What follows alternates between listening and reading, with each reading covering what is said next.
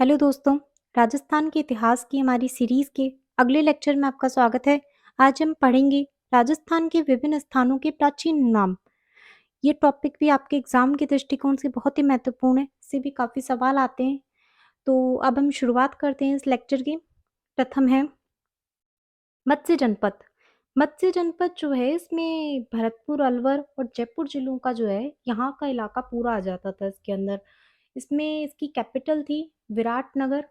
इसकी कैपिटल थी विराटनगर, बैराठ, जयपुर के अंदर। यहाँ पर इसके बारे में विशेष ये है कि पांडवों ने बैराठ में अपना अज्ञातवास बसाया था। आपने महाभारत देखी होगी तो आपको पता होगा कि यहाँ उन्होंने अपना अज्ञातवास बसाया था। नेक्स्ट हो जाएगा कुरु जनपद। कुरु जनपद जो था ये दिल्ली का जो इलाका था, दिल्ली मेरठ का, हस्तिनापुर उधर ही है उसी साइड में। तो दिल्ली मेरठ से राजस्थान में अपने आ जाता था। अलवर का समीपवर्ती भाग, अलवर का जो उत्तरी भाग है वो उसमें आ जाता था। नेक्स्ट हो जाएगा शिवी जनपद। शिवी जनपद में जो है मेन रूप से मेवाड़ रियासत थी इसके अंदर। मेवाड़ रियासत में जैसे वर्तमान में उदयपुर चित्तौड़गढ़ का जो इलाका है इसमें आ जाएगा। इनकी कैपिटल थी माध्यमिका नगरी हो जाएगा। यहाँ मेव जाति की अधिकता थी इस क्षेत्र में, इसलिए इसे मेदपाट भी कहा जाता है। ये प्राचीन है इसलिए इसे प्रागवाट भी कहा जाता है। मालव जनपद। मालव जनपद में आ जाएगा जयपुर, झालावाड़, टोंक और अजमेर और भीलवाड़ा भी आ जाएगा इसके अंदर। ये वाला इलाका आ जाएगा मालव जनपद में। यहाँ नंसा अभिलेख के अनुसार इसकी कैपिटल थी यूपनगर। यूपनगर कहाँ पड़ता है? टोंक के अंदर पड़ता है। अब इसमें आप ये चिंता ना करें कि नए जिलों के हिसाब से कौन होगा, आप ध्यान रख ली। अभी के आप लेटेस्ट पेपर देखेंगे तो आरपीएससी इस प्रकार के सवाल देने से बच रही है, जहां आपको नए और पुराने का चक्कर पड़े। तो आप पुराने ही एक बार ध्यान में रखें, अंदाजा रखें कि क्षेत्र कौन सा है, नहीं काफी होगा। और यहाँ विशेष हो जाएगा रेड और नालीसर टोंक से मालव जाति के सिक्के मिले। रेड से तो सिक्कों का भंडार मिला है सबसे बड़ा। रेड को तो भारत का टाटा नगर भी कहा जाता है। भारत का टाटा नगर। टाटा नगर किससे जुड़ा? औद्योगिकरण से जुड़ा है। ये प्राचीन भारत में औद्योगिक नगरी थी, इसलिए इसे भारत का टाटा नगर कहा जाता है। जांगल प्रदेश। जांगल प्रदेश हो जाएगा बीकानेर हो जाएगा और जोधपुर का उत्तरी भाग आ जाएगा। आप चिंता न करें, बाद में हम इस सारे को मैप के अंदर भी देखेंगे। बीकानेर और जोधपुर का उत्तरी भाग आ जाएगा। इसकी कैपिटल थी अहिछत्रपुर, नागौर में पड़ती है। बीकानेर के शासकों को जांगल प्रदेश के राजा होने के कारण ही जांगलदर बादशाह कहा जाता है। विशेष रूप से कर्ण सिंह को कहा जाता है जांगलदर बादशाह की उपाधि थी कर्ण सिंह की। इसे दी थी मुगल बादशाह ने दी थी। मुगल बादशाह ने दी थी। ये कंधार अभियान पे गए थे शाहजहां के, तब कर्ण सिंह को उन्होंने उपाधि दी थी जांगलदर बादशाह की। सूरसेन प्रदेश हो जाएगा। इसमें आ जाएगा राजस्थान का भरतपुर, धौलपुर और करौली का क्षेत्र आ जाएगा। इनकी कैपिटल थी मथुरा। और वासुदेव श्री कृष्ण जो है, भगवान श्री कृष्ण इसी जनपद से संबंधित है, सूरसेन जनपद से। नेक्स्ट आ जाएगा मरु प्रदेश। मरु प्रदेश में जोधपुर आ जाएगा। जोधपुर का क्षेत्र, इसका उल्लेख मिलता है मरु प्रदेश का रुद्रक दामन के जूनागढ़ अभिलेख 150 ईस्वी की। जूनागढ़ अभिलेख बहुत ही ज्यादा इंपॉर्टेंट आ जाता है। ये भारत के इतिहास में बहुत ही ज्यादा इंपॉर्टेंट होता है। शक जो राजा था, ये शक राजा था, ये रुद्रक दामन। शकों के क्षत्रप थे। जो वेस्टर्न क्षत्रप था उसके अंदर जो फेमस राजा है रुद्रक दामन है। जूनागढ़ अभिलेख ये प्रथम संस्कृत अभिलेख है भारत का, प्रथम संस्कृत में अभिलेख है। और इसके अंदर एक सुदर्शन झील है, उसका जो है पुनर्निर्माण करवाया था, उसका उल्लेख मिलता है। इस सुदर्शन झील का निर्माण तो हुआ था मौर्य काल के अंदर, अशोक के, ये चंद्रगुप्त टाइम में इसका निर्माण हो रहा है, लेकिन इसका इन्होंने क्या है पुनर्निर्माण करवाया था। नेक्स्ट आ जाएगा शाल्व जनपद। शाल्व जनपद के बारे में इतना ही ध्यान रखें कि बीकानेर नागौर का सीमांत क्षेत्र है, वहां शाल्व जनपद उपस्थित था।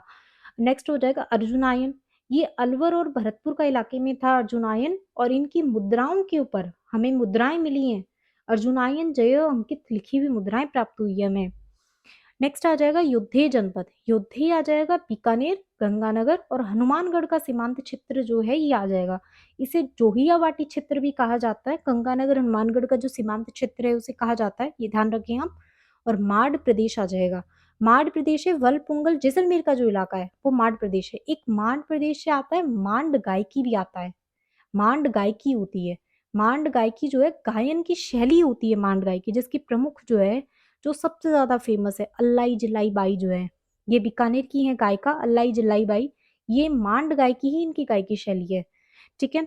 नेक्स्ट आ जाएगा आबूर्द प्रदेश। आबूर्द प्रदेश ये चंद्रावती आबू पर्वत का जो इलाका है पूरा, आबू का जो सिरोही में पड़ता है, ये आबूर्द प्रदेश आ जाएगा। आबूर्दा देवी भी होती है यहाँ पे माउंट आबू में। गुर्जर प्रदेश आ जाएगा। गुर्जर प्रतिहारों का जो शासन का क्षेत्र था उसे गुर्जर प्रदेश कह दिया, गुर्जरात्रा भी कह सकते हैं, गुर्जरात्रा। जालोर का क्षेत्र आ जाएगा इसमें, इनकी कैपिटल थी भीनमाल, भीनमाल जालोर में पड़ता है। और विनचांग जो है वो भीलमान आया था। विनचांग किसके काल में भारत आया था? ये आया था हर्षवर्धन के काल में आया था, ये भारत आया था। हर्षवर्धन हर्षवर्धन ये विनचांग ने 72 देशों की भारत में यात्रा की थी, जिसमें से एक ही भीनमाल आया था, और भीनमाल को इसने कहा था पीलो मोलो कहा था इसने। पूछ लिया जाता है कई बार एग्जाम में कि भीनमाल को क्या कहा था विनचांग ने? पीलो मोलो कहा था, ध्यान रखें इस बात को भी। और वागड़ बागड़ या व्याघ्रवाट किसे कहा जाता है? तो डूंगरपुर बांसवाड़ा के क्षेत्र को कहा जाता है, ये तो बागड़ है। और एक बांगड़ भी होता है, इसको भी ध्यान रखें। बांगड़ का क्षेत्र राजस्थान में कौन सा है? ये है शेखावटी का क्षेत्र है। शेखावटी क्षेत्र में क्या आता है? सिक्कर। अब तो नीम का थाना भी आ गया, सिक्कर से अलग हो गया तो नीम का थाना भी ध्यान रखें। और आ जाएगा झुंझुनू, झुंझुनू और आ जाएगा चूरू आ जाएगा, इनको ध्यान रखें। बांगड़ असल में किस क्षेत्र को कहा जाता है? देखिए, अलग इसमें देखते हैं।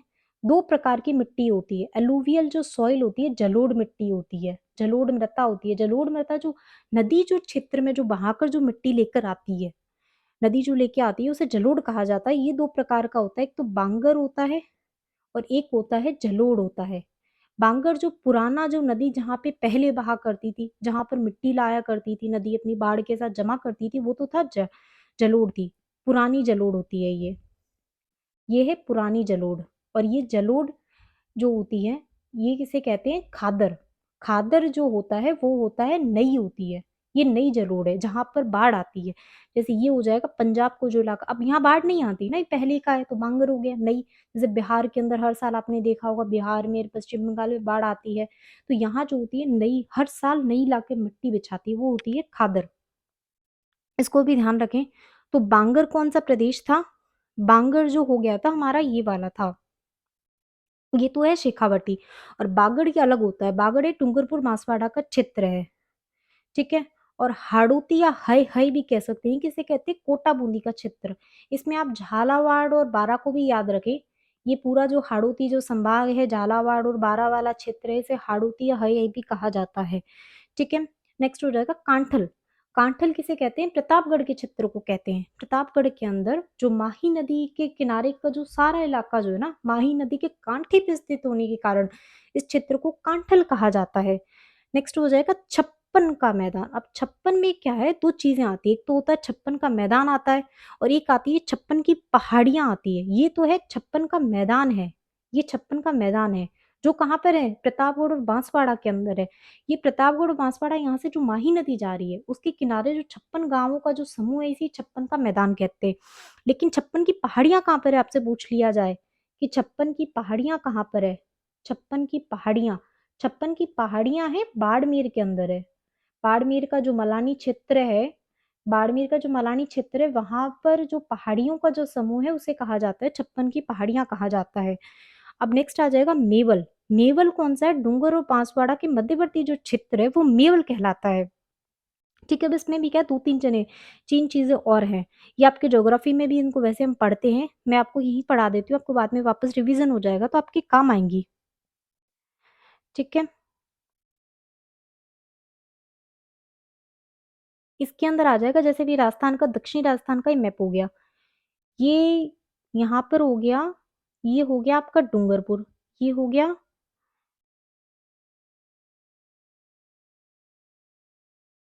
ये आपका दक्षिणी राजस्थान का मैप हो गया। इसमें ये हो गया डूंगरपुर, ये हो गया बांसवाड़ा, ठीक है। यहाँ पे आ गया प्रतापगढ़, यहाँ आ गया उदयपुर। नए जिलों को आप ध्यान रख लें, उदयपुर, ये हो गया राजसमंद, ठीक है। अब यहाँ पे डूंगरपुर बांसवाड़ा के बीच का जो क्षेत्र है, ये जो पहाड़ी क्षेत्र आ गया, इसे तो हम कह रहे हैं मेवल, ठीक है। ये मेवल हो गया। और यहाँ उदयपुर में हम देखते हैं, यहाँ होती है गोगुंदा की पहाड़ियां हैं, गोगुंदा की पहाड़ियां। और यहाँ पर राजसमंद के अंदर है कुंभलगढ़, है कुंभलगढ़ की पहाड़ी है, कुंभलगढ़ भी है, दुर्ग है कुंभलगढ़। तो कुंभलगढ़ और गोगुंदा की जो बीच का क्षेत्र है, इसे तो कहा जाता है भोराट का पठार कहा जाता है, भोराट का पठार। ये जो पहाड़ी जो इलाका है इनके बीच का पठारी, और गोगुंदा और डूंगरपुर के मध्य की उदयपुर में उनके बीच का जो क्षेत्र है इसे भूमट का पठार कहा जाता है। इसके बीच में पठार, ये जो पहाड़ियां जो भी आ रही हैं उसे कहा जाता है भूमट का पठार। ठीक है। और उदयपुर के अंदर ही है गिरवा की पहाड़ियां हैं, जो आगे नेक्स्ट पढ़ेंगे हम गिरवा ही है। कई सारी पहाड़ियां, ऊंची ऊंची पहाड़ियां होती है जिनमें जो तीखी ढलान होती है, तो ये जो होती है गिरवा की पहाड़ियां कहा जाता है उन सारी पहाड़ियों के समूह को। ठीक है। और ये हो गया, देखिए गिरवा हम पढ़ ही चुके हैं। पहाड़ियों की अधिकता के कारण इस क्षेत्र को गिरवा कहलाती हैं। ऊपरमाल हो जाएंगी, ऊपरमाल। अब नेक्स्ट पढ़ते हैं ऊपरमाल। ऊपरमाल का पठार, ऊपरमाल का पठार, ये इसका नाम आपको मिलेगा बिजोलिया आंदोलन जब पढ़ते हैं ना हम, बिजोलिया आंदोलन के अंदर ऊपरमाल के पठार का नाम आता है। यही इसी इलाके में हुआ था बिजोलिया आंदोलन। भैंसरोडगढ़ से, भैंसरोडगढ़ पड़ता है चित्तौड़गढ़ में पड़ता है, चित्तौड़ के अंदर। चित्तौड़गढ़, भैंसरोडगढ़ से बिजोलिया तक का जो इलाका, बिजोलिया है भीलवाड़ा के अंदर, यहाँ तक का जो पठारी क्षेत्र है ये ऊपरमाल का क्षेत्र है। पठारी ऊंचा उठा हुआ भाग है इसीलिए कहा जाता है, इसे ऊपरमाल कहा जाता है। और ऊपरमाल का भी एक प्राचीन नाम था, इसे उपमाद्री कहा जाता है। ठीक है। नेक्स्ट है सपादलक्ष, लास्ट है सपादलक्ष, देख लें। ये सांबर झील के आसपास का जो सारा इलाका है ना, वो सिक्कर से लेकर जैसे सांबर तक, थोड़ा सा नागौर भी आ जाएगा, ये सारा जो इलाका है सपादलक्ष है। और ये सांबर, इसे क्यों कहा गया सांबर, सपादलक्ष क्यों कहा गया, 1.25 लाख आहड़ों के कारण जो है इसे सपादलक्ष कहा गया। और यही सांबर है, सपादलक्ष है, जहां पर चौहान चौहान वंश की स्थापना की थी वासुदेव चौहान ने।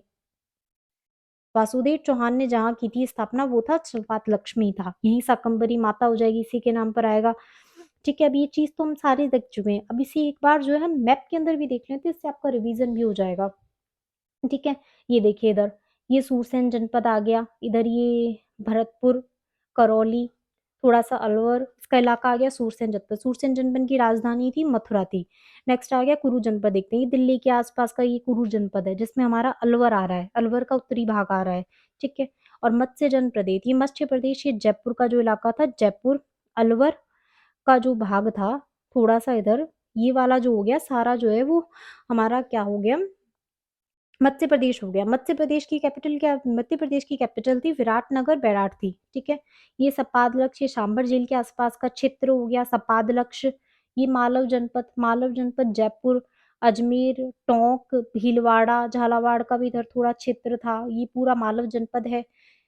ये हो गया हाड़ौती प्रदेश, ये कोटा बूंदी, वैसे पूरे को भी देख सकते हैं आप, हाड़ौती में ले सकते हैं, कोटा बूंदी, झालावाड़ और बाराको, ये ऊपरमाल का पठार हो गया। ऊपरमाल का पठार ये चित्तौड़गढ़ में, ये रहा चित्तौड़गढ़ का जो दो पार्ट्स में है ना चित्तौड़गढ़, ये भैंसरोडगढ़ वाला जो इलाका है इधर का, भैंसरोडगढ़ का, भैंसरोडगढ़ से ऊपर थोड़ा सा भीलवाड़ा का भी इलाका, जब तक शाहपुरा में टूट चुका है।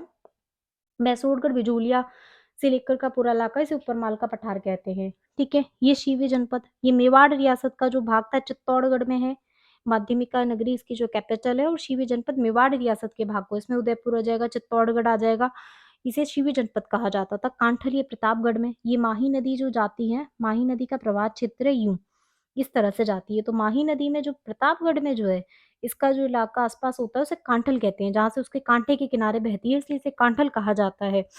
और ये 56 का मैदान है इधर, ये 56 की पहाड़ियां भी बताई थी मैंने आपको, 56 की पहाड़ियां थी बाड़मेर के अंदर। 56 का मैदान कहाँ पड़ रहा है, यहाँ बांसवाड़ा और प्रतापगढ़ के मध्य पड़ रहा है 56 का मैदान, यहाँ 56 गांव है इसलिए। और बागड़ की, बागड़ कहा जाता है, डूंगरपुर और बांसवाड़ा के क्षेत्र को बागड़ कहा जाता है। और एक बांगर था, बांगर था शेखावटी का प्रदेश जो है, शेखावटी वाले प्रदेश को कहा जाता है बांगर कहा जाता है। ठीक है। और बागड़ को व्याघ्रवाट भी कहा जाता है, शेरों की अधिकता थी प्राचीन काल में यहाँ, इसलिए इसे व्याघ्रवाट कहा जाता है। मेवल, ये है डूंगरपुर और बांसवाड़ा के मध्य के क्षेत्र को मेवल कह रहे हैं, मेवल कहते हैं। और आबूर्त प्रदेश है, आबू पर्वत वाला हो गया। गिरवा, उदयपुर में जो पहाड़ियों का समूह है उन्हें गिरवा कहा जाता है, तीखी पहाड़ियां हैं ये। गुर्जर प्रदेश, गुर्जर ये जालोर वाला, गुर्जरात्रा, गुर्जर प्रतिहारों का जहाँ शासन था, उनकी प्रारंभिक कैपिटल थी ये, तो इसे गुर्जर प्रदेश कहा जाता है। मरु प्रदेश जोधपुर का इलाका हो गया पूरा। मांड प्रदेश जैसलमेर में है, वलपुंगल का ये जो इलाका है, मांड गायकी का भी इसी से संबंध है। जांगल प्रदेश बीकानेर का, बीकानेर हो जाएगा, और जोधपुर का उत्तरी भाग आ जाएगा, ये जांगल प्रदेश हो जाएगा। बीकानेर के राजाओं को जांगल बादशाह भी कहा जाता था, जिसमें जांगल बादशाह की उपाधि धारण की थी कर्ण सिंह ने, इसको मुगल बादशाह ने दी थी ये उपाधि। और योद्धे जनपद आ जाएगा, इसमें बीकानेर का उत्तरी भाग आ जाएगा और गंगानगर और हनुमानगढ़ आ जाएगा। शाल्व जनपद बीकानेर और नागौर का सीमांत भाग आ जाएगा। इसी के साथ ही कंप्लीट नहीं, एक चीज रह गई है, अर्जुनायन जनपद आ जाएगा, अलवर और भरतपुर का आ जाएगा। तो इसी के साथ ही कंप्लीट होती है आज की वीडियो।